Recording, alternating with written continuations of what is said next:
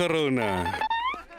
Hi, I'm Jason Goliath. So what I'm going to do is I'm not going to waste your time. I'm going to make sure that you leave here, even if you don't laugh, I'm going to make sure that you leave here with life lessons, because I know you need life lessons. Why? Because we've just been through the most difficult time that humanity's been through in easily the last 100 years. It was 1918 when that Spanish flu came. Then the flu came back with the Italian accent, and we were not ready, guys. We were not ready. Corona has put us in places, the lockdown. So people have asked me, Jason, you're a positive person.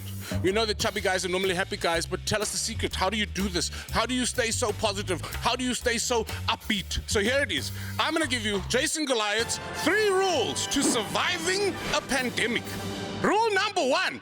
Exist in a space of gratitude. Do you know what that means? It means you've got to accept your situation. Whatever your situation is, you can't dwell and waste energy about that thing every single day. If you wake up going, oh no, again, I've got to do all these things. Masks, physical distancing. I've got to drink I've got to use sanitizer. You're going to stay in that space of stress. My advice is exist solely in a space of gratitude. So what I did is I accepted that this is the way the world is and there is nothing I can do to change it. And once you've accepted that, you don't waste any more energy on that. All of your energy is now being wasted on what you are grateful for. I'll give you an example. My gratitude comes from simple things. Just being alive. If you are watching this right now and you are not dead, you should be grateful. And I want you to think about that for a second. It may make you uncomfortable to think about it, but people died around the world and you are alive and you're still complaining. Shut up with your life. You are fine. Be grateful. If you can't find gratitude in life, maybe you got to find gratitude in simple things. Are you still employed? Me, I'd be laminating my payslip, eh? If I was still employed, I would laminate my payslip. I'll make copies. I'll stick one behind the bathroom door, so that's the first thing I see in the morning to say, okay, debit orders are still fine, okay.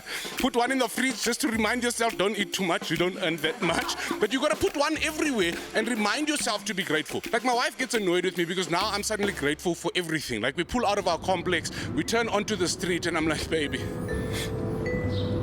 I'm so grateful for this road. And she's like, what do you mean you're so grateful for this road? And I'm like, baby, look at my body. I can't build a road. I'm not designed for road building. This body and a spade and a shovel and a pick, I'm not designed for those things. When I perspire, it's because I've actually walked from the kitchen back to the lounge. I'm not your guy. If you're like gonna drop me on a deserted island where there's only bush and give me a machete and go find your route, no, I'm staying on the beach.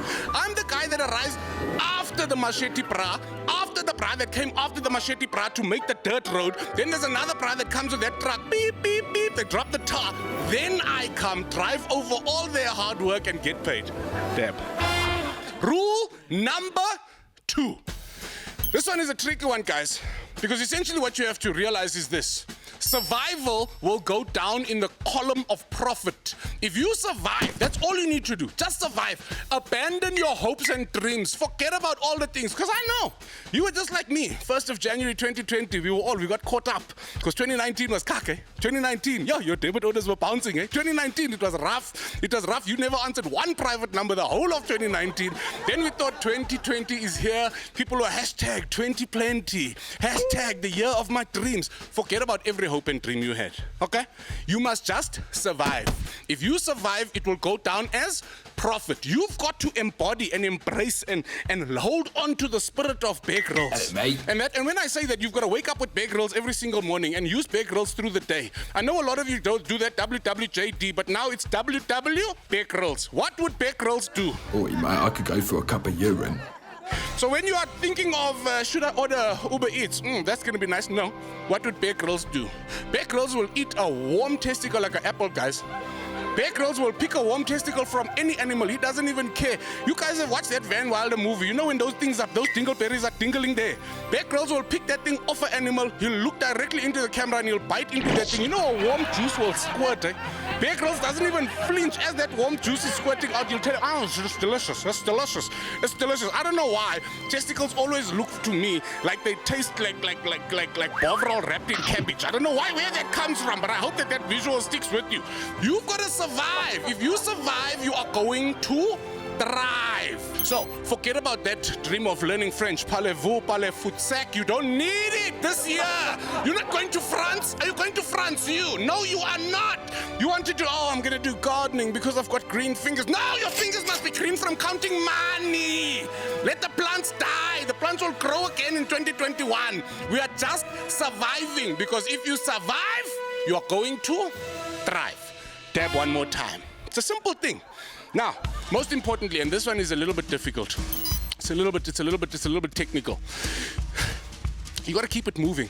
You got to keep it moving. And when I say you got to keep it moving, I mean, I want you to think about this pandemic as like the hotbed of coal. You know that hotbed of coal? We've seen those motivational speakers, they're always bald. They've always got makeup on. Even when they're not on camera, you see that bra in Spa. He looks like he's got powder on. You know what I mean? You know those motivational speakers. They always say, when you run over the hotbed of coals, you've got to keep it moving. If you stop, you burn. If you don't, you are going to be fine. The problem with keeping it moving is you've got to motivate yourself beyond your mood. You know exactly what I'm talking about. Your mood is what impacts your creativity. Your mood is what impacts your productivity. Your mood will determine whether you dollar or you don't dollar, and if you don't dollar, you're going to get dollared, and nobody wants to dollar you if you're not dollarable. So dollar what you must so that you don't get dollared.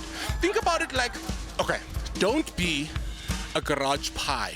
Because a garage pie is where we were in 2019, where things were a little bit rough, we were a little bit in the struggle. But a garage pie, for me, is the diva of the garage delicacies. Because why? It stays in a glass window. It's got the heater on because it hates the cold.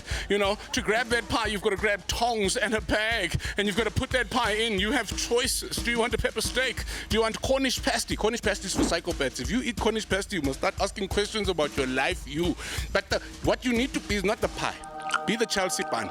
And I'm not talking about these name brand Chelsea pans. I'm talking about that Chelsea pan at a one-off garage. You're on your way to the middle of the Northern Cape and you stop at a garage and there's a Chelsea pan. Where do they put that Chelsea pan? At the till. That thing is so big you don't know. Is it made by Cesco? Why does it look like a loaf? That thing has only got 3 raisins on the outside. You don't know if that white syrup even has sugar in, but there's something about the way they glaze that Chelsea pan that even if it's been there for 3 weeks, it still looks cute and delicious. It still looks supple and nice. That Chelsea pan knows it doesn't get the respect of a garage shop pie, but it will fill you up for 2 to 3 days because you sometimes have to eat that thing like a rusk. You've got to dip it. You've got to dip that bastard. You've got to wait for the things to soak in.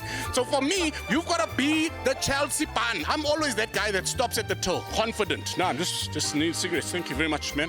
Thank you. Yes, please. No, we can afford them again. Yes, thank you. Thank you, Cyril, and that Mamzuma, sorry about that.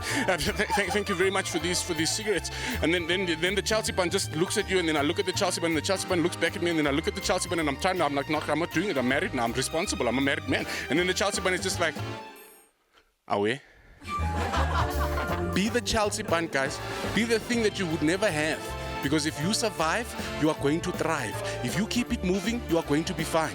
Stay up, stay positive. Number 1, live in a space of gratitude. Number 2, survive and forget about your hopes and dreams. And number 3, keep it moving. Because if you survive, you're going to thrive. I'm Jason Goliath. I'm so sweaty.